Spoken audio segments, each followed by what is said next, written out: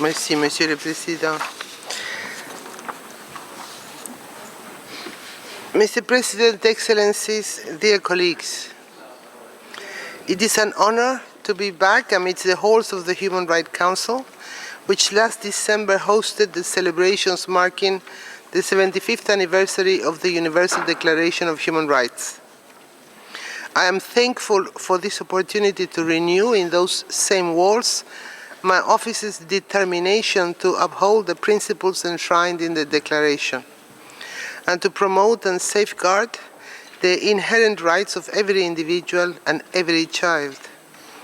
As children continue to be the primary victims of wars, it is imperative that we remember the commitments made under the Universal Declaration as well as under the Convention on the Rights of the Child and all its optional protocols, including its optional protocol on the involvement of children in armed conflict. 2023 posed unprecedented challenges for the protection of children living in conflict zones.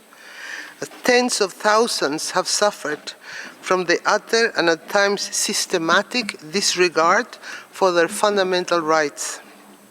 The past year was marked by a sustained high number of grave violations against children and deteriorating security situations in several conflict areas, leading to the inclusion of 2 additional situations of concern in the latest report of the Secretary General on Children and Armed Conflict, namely Haiti and the Niger.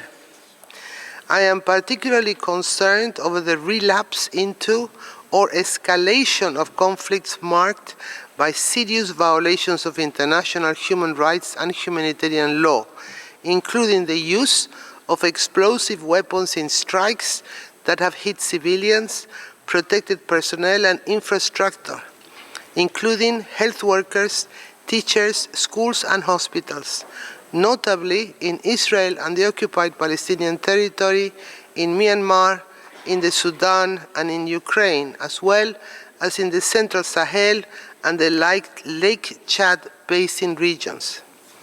Disregard for international humanitarian law also resulted, despite already continuing increases in the last 2 years, in yet another unprecedented number of cases of killing and maiming of children, including in Israel and the occupied Palestinian territories, Sudan, Myanmar, Burkina Faso, and the Democratic Republic of the Congo. Other trends and harmful practices have taken a worrying hold, as reflected by the continued very high numbers of cases of denial of humanitarian access to children. The adoption of restrictive laws and regulations increasing control over humanitarian work and workers in several conflict situations on my mandate risk worsening this trend in the coming years. I also remain concerned by the growing number of attacks on schools and hospitals and all related personnel. Regrettably, girls' education has too often been targeted because of harmful gender norms, including through attacks on girls' schools or their forced closure and the abduction of girls at school or on the way to school. Likewise, the detention of children for their actual or alleged association with parties to conflict remains an increasingly disturbing reality and further victimizes children, exposing them to risks of more violations and abuses. My continued engagement with parties to conflict and that of United Nations partners on the ground has also led to some positive developments for conflict-affected children.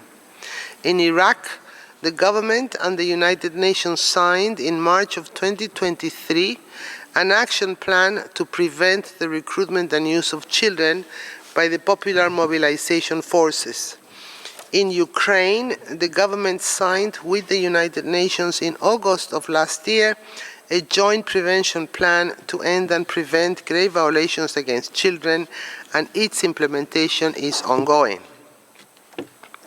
In addition, I have continued my collaboration with the Human Rights Council and its mechanisms. I have engaged with 6 special procedure mandate holders, and my office submitted contributions to the Universal Periodic Reviews of 8 countries on the Children and Armed Conflict agenda.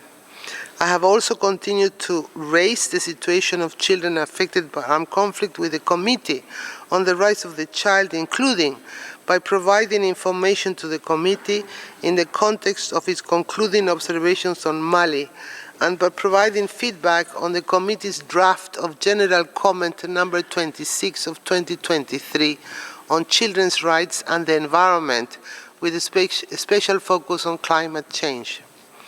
Furthermore, I maintained close engagement with regional organizations. I reinforced the partnership with the League of Arab States through my newly established hub in Doha, Qatar. This led to the organization of a joint conference on the prevention of grave violations against children in armed conflict.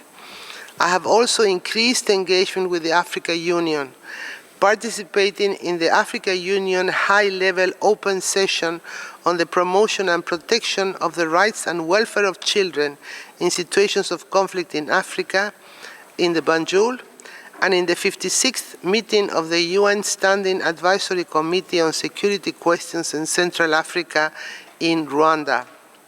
We accomplished joint work with the African Union on child-sensitive early warning of conflict and child-sensitive mediation opportunities.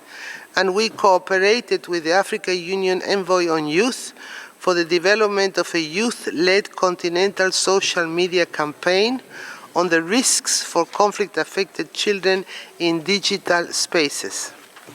My liaison office in Brussels has also conducted training and consultations with the European Union and provided expertise for the revision of the European Union guidelines on children and armed conflict to be adopted this year.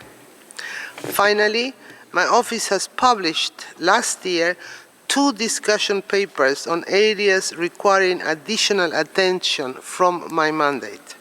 A first study explored the exacerbating effects of climate insecurity and climate change on the 6 grave violations committed against children. The second study sought to better understand the impact of armed conflict on children with disabilities and identify recommendations for a more inclusive approach for their protection. Additionally, my office has recently released an online introductory course on children and armed conflict developed in collaboration with the United Nations System Staff College that aims to raise awareness and build knowledge about the mandate. Further thematic research is underway, notably a study focusing on the interlinkages between the trafficking in children and the 6 grave violations against children in armed conflict, and also a guidance note on the monitoring and reporting of the denial of humanitarian access to children in collaboration with other UN entities. Mr. President, as this year marks the 35th anniversary of the Convention on the Rights of the Child, I call on the international community to rally behind their obligations under the Convention and strengthen the mainstreaming of children's rights into our collective response to the multi-layered crisis the world is facing today. A call that will be at the center of a new campaign that my office will be launching this year. The Summit for the Future and the Pact for the Future offer, in this respect, an opportunity to increase our common efforts to meet international commitments to protect and safeguard the rights of conflict-affected children, and to take concrete steps to respond to emerging challenges and conflicts. Protecting children, foremost those that find themselves amidst war, must be central to these discussions. Children around the world deserve to be brought up in the spirit of peace, safety, freedom, and dignity. I thank you.